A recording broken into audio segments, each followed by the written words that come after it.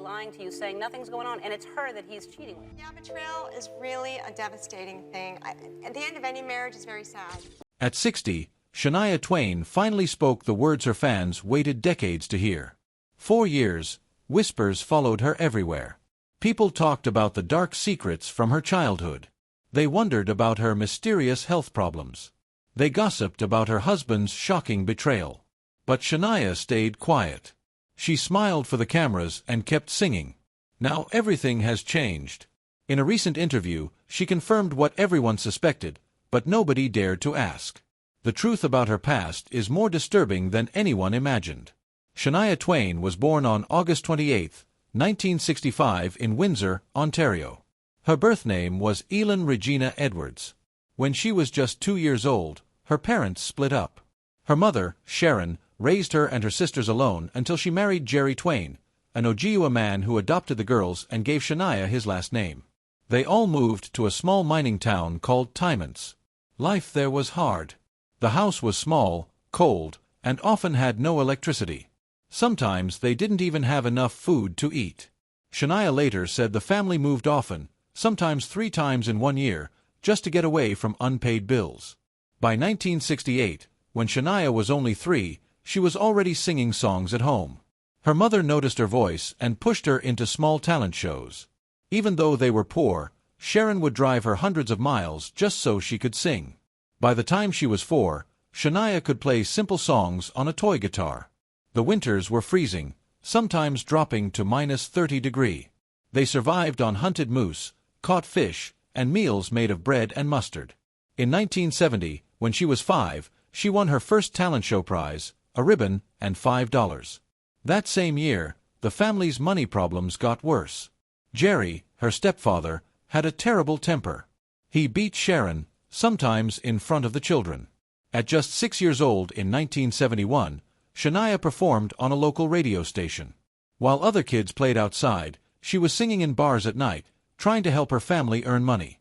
Sometimes she stayed up all night practicing, and in the morning, chopped wood to keep the house warm. By 1973, when she was 8, she was singing in bars after midnight. It was dangerous. Some men in the audience were drunk and even tried to touch her. One man once grabbed her. She started wearing tight bras to hide her growing body. Even though it was scary, she kept performing. She made $20 for each show, which helped with food and bills.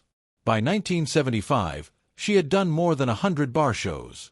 That year, she was only 10 and she started writing songs. She wrote to escape the pain and fear at home. One song she wrote was called Mama, Won't You Come Out to Play? It was about her mother's depression. Sharon sometimes stayed in bed for days, and Shania had to take care of the whole family. In 1975, something terrifying happened. Jerry beat Sharon so badly, he pushed her head into a toilet.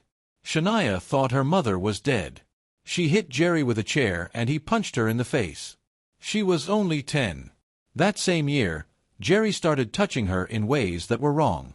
To protect herself, she started wearing more than one bra, hoping to disappear. Police came to the house many times, but nothing changed. They even ran away to a women's shelter once, but they went back. By the time Shania was 13 in 1978, she was performing at local events regularly. She sang on the radio and appeared on small TV shows. But the pain at home never stopped.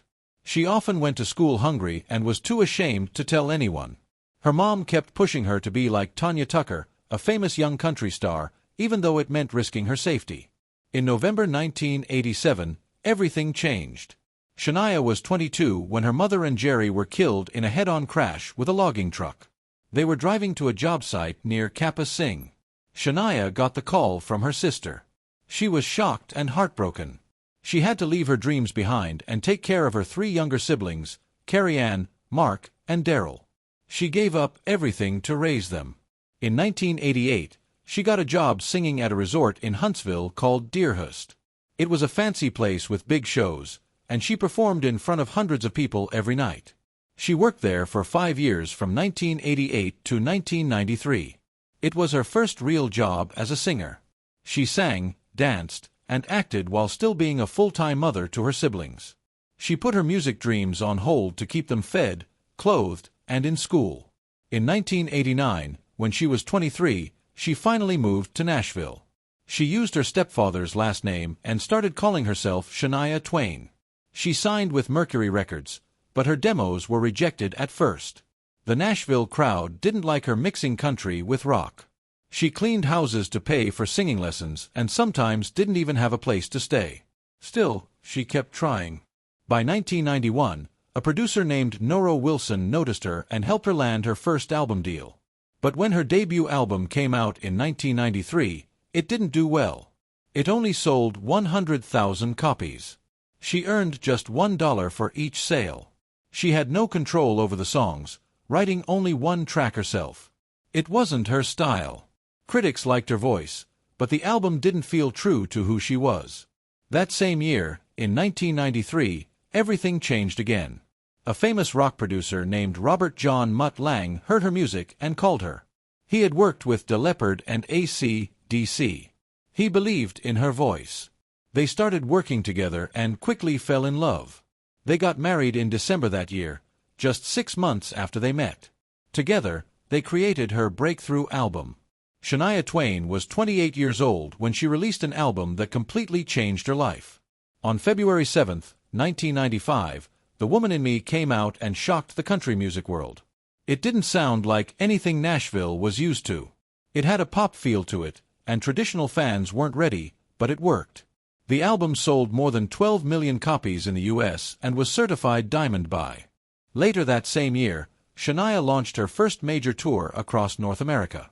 From 1995 through 1996, she performed in over 150 cities, making more than $10 million from the shows. Sometimes she opened for Brooks and Dunn, but soon she was the main act. In August 1995, she performed in front of 20,000 fans at the Sky Dome in Toronto. She wore outfits that showed her stomach and danced across rock-style stages, which caused some people to complain, but it helped her connect with more fans outside country music. During a show in July 1996 in Saskatoon, a stage malfunction nearly made her fall, but she turned it into a smooth moment on stage. By the time the tour ended in December 1996, she had visited 120 cities. Each show had about 18 songs, including some fans had never even heard before. She was now not just a singer, but a powerful performer. On February 28, 1996, she won her first Grammy for Best Country Album. She was 30 years old. This should have been a moment of joy, but instead, it came with a lot of hate. Country radio stations started pulling her songs. One Nashville station even sent out a memo calling her music a bubblegum betrayal.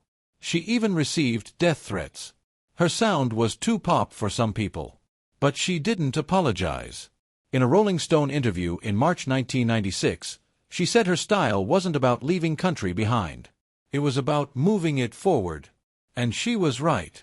Her songs kept playing on pop stations. Her success kept growing. She went from 1 Grammy to 5, even though people said she didn't belong. Her image, her voice, and her message made her one of the most talked about names in music. Back in 1993, before all of this, Shania had quietly married her producer, Robert Mutt Lange, in a small ceremony in Huntsville, Ontario. She was 28, he was 45. They had only known each other for 6 months. The songs they wrote together, like From This Moment On, were inspired by their intense connection. But behind closed doors, things weren't perfect. In her 2011 book, she admitted they had loud fights during the album recordings. Her health problems were growing, too. That Lyme disease she caught in 1993 wasn't diagnosed yet, but it was already causing strain between them. She later said in a 2018 interview that it even made their relationship feel distant. Still, they stayed together and kept making music.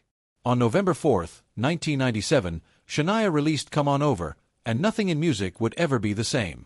It became the best-selling album by a female artist of all time. By 2015, it had sold over 40 million copies worldwide. In just 1 year, 1999, she sold 15.2 million copies. The songs were catchy and emotional. You're Still the One and From This Moment On became anthems. She later revealed that she wrote some of those romantic songs while quietly feeling something wasn't right in her marriage. Years later, in 2008, when Mutt had an affair, it all made sense. The heartbreak was already in the music. In Canada, the album debuted at #1 with over 51,000 copies sold in the first week. It was certified double diamond with 2 million shipped. In 1998 and 1999, Shania went on her Come On Over World Tour.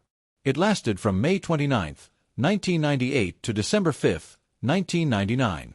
She performed 165 shows across North America, Europe, Australia, and the UK. The tour earned over $80 million and brought in 2 million fans. In Miami, Elton John joined her on stage in January 1999. The Backstreet Boys performed from this moment on with her. Everyone who said she couldn't sing live was proven wrong. Her performances were electric. In 1998 and 1999, Polestar gave her the Country Tour of the Year award. CBS even aired 2 special broadcasts of her concerts in 1999, one of them on Thanksgiving, and millions tuned in to watch. Then came the 41st Grammy Awards in Los Angeles on February 24, 1999. Shania took home 4 trophies. She won Best Country Song and Best Female Country Vocal Performance for You're Still the One. This was during the same night Lauryn Hill made history with 10 nominations. But Shania still stood out. Her mix of pop and country was now dominating the charts. Just a year earlier, in 1998, she had been named Entertainer of the Year by the Academy of Country Music. In 1999, she received a rare Double Diamond Award for both The Woman in Me and Come On Over. By then, Come On Over had sold more than 47 million album units.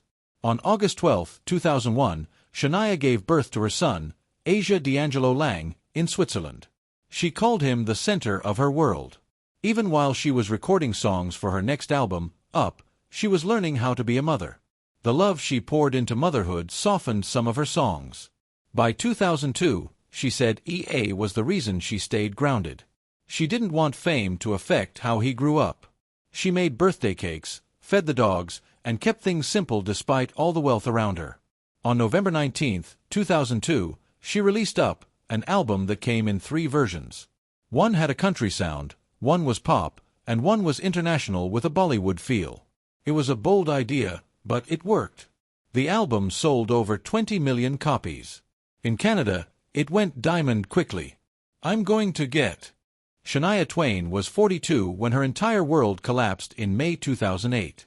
After being married for 15 years to her music producer husband, Robert Mutt Lang, she found out he was secretly having an affair. The woman wasn't just anyone. It was her best friend and personal assistant, Marie-Anne Thibault. The betrayal didn't come from a rumor. It was Marie-Anne's own husband, Frederick Thibault, who discovered the affair and told Shania everything. That same month, she and Lang separated. Their divorce was finalized on June 9, 2010. What made it worse was that Lang stayed with Marie-Anne. But in a strange twist, Shania and Frederick, both broken by the same betrayal, fell in love. They got married on January 1, 2011. The pain nearly broke her. She said it felt like losing her parents all over again. The same parents she lost in a car crash in 1987 when she was just 22. This wasn't just heartbreak. It was a full emotional collapse. She fell into deep depression. She was 43 when she tried to take her own life in Switzerland. She stood on a balcony ready to jump. But the thought of her 7-year-old son, Asia, stopped her. She later said the grief was just as bad as the one she never recovered from, losing her parents. From 2008 to 2010, she shut herself away in Switzerland. During that time, she didn't even know she was also suffering from Lyme disease, which she had caught in 2003 from a tick while riding a horse. The disease damaged her vocal cords and caused dizzy spells and blackouts. As all this hit her at once, her childhood abuse memories came flooding back. She started therapy, trying to deal with everything that had been buried. And somehow she forgave Lang. She didn't forget, but she forgave. She said his mistake was something he would have to live with, not her. Between 2005 and 2010, even before the affair, Shania had stepped away from music after releasing her 2002 album Up. She spent those years focusing on raising EA, who was born August 12, 2001. But once the affair happened in 2008, everything became heavier. She moved to Switzerland, hoping to disappear from the spotlight. Her health was quietly falling apart, too. She'd had Lyme disease since 2003, and the symptoms were terrifying. She would black out for milliseconds every 30 seconds. Her voice would cut out. She began to believe she'd never sing again. In that time of pain, she and Frederick slowly found comfort in each other. That strange connection led to their marriage in Puerto Rico on New Year's Day 2011. That same year, she appeared in a TV series called Why Not with Shania Twain, where she showed her healing journey to the world. In May 2011, Shania released her autobiography, From This Moment On. She was 45. The book sold over 100,000 copies in the first week and became a New York Times bestseller. In it, she didn't hold back. She talked about growing up poor, being sexually abused by her stepfather from the age of 10, and losing her parents in 1987. She also opened up about the pain of the 2008 betrayal. She said it wasn't just a breakup, it felt like violence. She remembered washing her siblings' clothes in the river, performing in bars as a teen just to feed her family. She had written much of the book during her healing years, using it as therapy. Critics praised her honesty. Some even pointed out the funny stories she included, like the time she had to flee a suitor's mansion. The book helped people see a different side of her. It reminded them that before she became the best-selling female country artist with 100 million records sold, she had to survive a life full of pain. Then in June 2011, she announced something huge. She was coming back. A Las Vegas residency titled Shania Still the One was set for December 2012. But her voice wasn't ready. That Lyme disease she got in 2003 had caused nerve damage leading to a condition called dysphonia. She couldn't sing like she used to. She couldn't even talk loudly. She ended up having open throat surgery in 2018. By then, she had already been living without a strong voice for 15 years. She said she grieved for her voice like it was a death. The residency finally ran from 2012 to 2014, bringing in $43 million over 105 shows. Her big album comeback came in 2017 with Now. That was her first studio album in 15 years. She was 52. It proved she still had it. But that 2003 tick bite never stopped haunting her. The Lyme disease made her dizzy on stage, caused her to lose her balance, and created blackouts every 30 seconds. At 38, during the height of her fame, she had feared that her singing days were over. She went through years of tests before doctors figured out her vocal nerves were damaged. By then, it was almost too late. She was still selling millions of records, but behind the scenes, she was slowly falling apart. The diagnosis came too late to reverse the damage completely. She had to find a new voice. Then came the surgery. On August 1, 2018, she had an extremely rare procedure. She was fully awake during it, singing. The surgeons inserted Gore-Tex supports into her throat to help her vocal cords move again. She said it was terrifying. After the surgery, she was afraid to even make a sound, but it worked. She now has a noticeable scar that she's proud of. She said she'd rather have that scar than silence. By 2019, she was performing again, but her voice was deeper. She had to relearn everything. Muscle memory, vocal control, balance.